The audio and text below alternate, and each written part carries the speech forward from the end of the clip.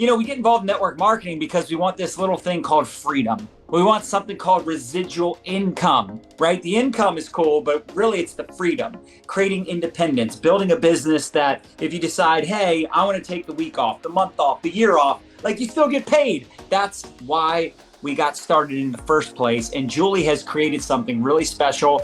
She's got incredible retention. Like her team, she's got people that joined her in the very beginning that are still working with her today. She's had consistent growth year after year, went through some challenging times, had to start all over a couple times, and just kept pushing, kept going. And she's built, like I said, an incredible business, a foundation that's given her sustainability. And a lot of the people on her team, it's just, they work really well together. And I think to me, that's what it's all about. I've been doing this now for 20 plus years, literally half my life.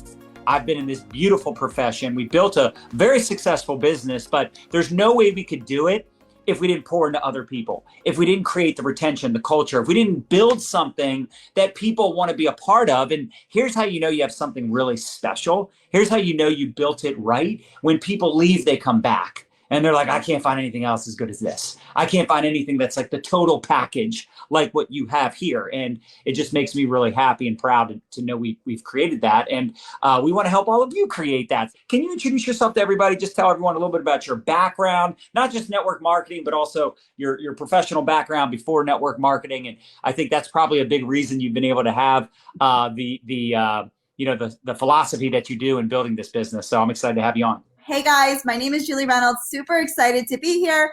I have been in the network marketing space for a hot almost 10 years, I think it's been, which is crazy for me to think. And I've been full-time for the last 5. All right, so before this, I was actually a teacher, and then I became a school counselor, and then I became a licensed professional counselor. So John, I think you're right. I think part of my success with my retention has to do with my former life and how it carries over into my business over here. It really is such a big deal, right? Like people skills and knowing how to communicate to this person versus this person, and, having the empathy and having the ability to really see someone's potential and pull it out of them.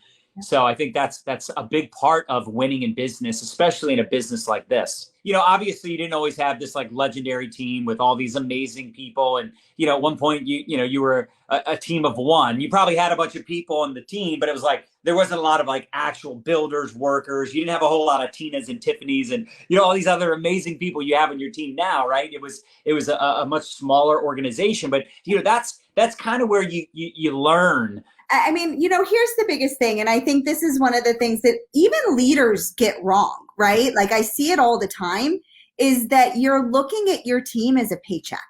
And they're not a paycheck. Yeah. They run their own business. And that is one of the keys I think that I've had. My retention, I've never lost, knock on wood, right over here. I say this, I'm like, oh my God, I've never lost a strong leg.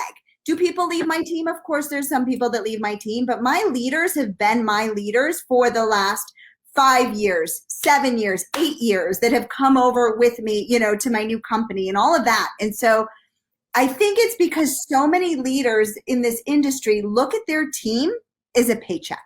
And your team is not a paycheck. Your team, is you a leader, your goal is whatever their goal is, right? And so if somebody's goal, if John's goal, if you joined my team was to make $200, guess what? That's my goal for John. Yeah. It's not I got to get, John to $7,000 so that I can make the $10,000, because that's not his goal. Yeah. As a leader, we meet our people where they're at. And I think people get that wrong all the time. And then that person leaves because you can tell, what you say, you can tell commission breath, right? Nobody wants to be looked at as a dollar sign. Yeah. And that has been one of the biggest reasons, I think, to my success. Because what you have to realize as a leader, most people don't want to make $1 million like John and I. Most people don't even want to make $1,000 like John and I. Most people come into this business not even really to make money. They love the community. They love the culture that is set forth. And some of them catch the vision and they take off, and some of them just really still like the culture and they just want to be a part of the sense of community. And as a leader, we meet our people where they are, not where we want them to be. It's really important to understand that, sure, everybody wants to go to heaven. Nobody wants to die. Yeah, they want $1,000 a month, but you got to pay attention to their actions. And if their actions are they show up seasonally or randomly and they're just not committed, they're not consistent, don't blow them out of the water. Don't make them feel bad. But when they come to you and they're looking for advice or they're ready to get committed, you can have that more serious conversation. That is the problem, is that people don't realize that culture trumps paycheck. And if you don't have a culture on your team where everybody feels included and everybody feels celebrated, and that's one of the other tips that I was going to say, is we celebrate the big and the small. It doesn't matter if they put up their first post, we celebrate it, because in people's lives, and I guess that's where it becomes like the counselor in me, especially women, we don't get celebrated enough. We're too busy taking care of our family and our husbands and our kids or going single, whatever it is. And nobody recognizes us, right? It just doesn't happen. Can I point this out too? And this really bothers me is, and we all do this. We all do this. I still do this, where we feel inferior when we're around someone or communicating with someone that we look up to and we feel like they're doing better. It happens to me too. Like if I hang out with, I don't know, if I were to hang out with Joe Rogan, okay? Or if I were to hang out with, I don't know, like someone super successful, Oprah Winfrey, I'm like, I wouldn't even know what to talk about. Like you would feel like, I don't have anything exciting. John, how are you doing? Like, I mean, I'm doing pretty good. Like, you're telling me about, but you feel like they're so much more successful and they're so much further down the road, and you feel like you're inferior, and you never should feel that way. You should never think like that, because here's the truth. Somebody will say to me like, oh, I'm only this. I'm only bronze. I get that. Right? I'm only director. Like, oh, I'm just struggling. Or, I only recruited 2 people this month. Like, I wish I could recruit like you. I recruited people that they don't do anything. Like, they actually don't realize that, like, we've all been there. They kind of forget, like, how many times have you shared your story, Julie? Like, how many times have I shared my story? But people just, they only see the victories. They see you in your winning season. They don't know what you lost in your losing season. And this is why I always go back to my story and I talk about the struggle bus and I talk about those relatable times, because I remember what it was like to have my whole team quit. I remember what it was like to have to start all over from scratch and really lose my vision and lose my belief. And, so don't assume just because you're in the beginning stages or you're in your early chapters, right, in your story, that like, that's not an accomplishment. Don't look at the small victories, the small steps you're taking is like, oh, I'm only this and I've only done that. Because guess what? Every big leader you look up to in your upline, right? Every big leader in your company started off hitting their first rank, getting their first recruit, their first few customers, right? And they question themselves all the time. It's about celebrating every single little win. And as a team and as a culture, that's what you do. Like for me, the first sale somebody gets is actually, I'm the happiest. I'm the most excited. Like that one feels so good to me when somebody gets their first sale or they bring in their first business builder or they get their first rank. Like it almost is more exciting than when I have like a leader hit a top rank. It's like so great to see somebody winning that maybe has never won before or maybe has never been celebrated before. Because I think that one of the things that we forget, it's the little things that add up and that push the momentum train up the ladder, right? Somebody gets excited, they get shouted out for one, guess what they're going to do? They're going to want to go get a second. They're going to want to go get a third. And it's like rinse and repeat, rinse and repeat. And before you know it, you've now poured life into them. You've given them the leadership strategies, like seeing one of my leaders speaking up on stage, like that was amazing. Like that brought me so much joy to know that I've been able to take somebody that was here, help them get, and of course they do it on their own too. I'm not taking full credit, but get them up to the level that now they're training other people. That's what a good leader does, is they help build other leaders. It's literally my favorite part. There's nothing better than seeing someone on stage or, on a call or doing a video, and you're like, dude, like I remember when they were like terrified, or I remember when they got started. I remember when they were like just getting started, and it's what it's all about. And talking about that recognition piece, we actually will send out gifts every month. We have this in like our SOP now, where we'll send out gifts, not just for like the top sellers because they deserve it, not just the top recruiters because they deserve it too, but also for people that are just team players,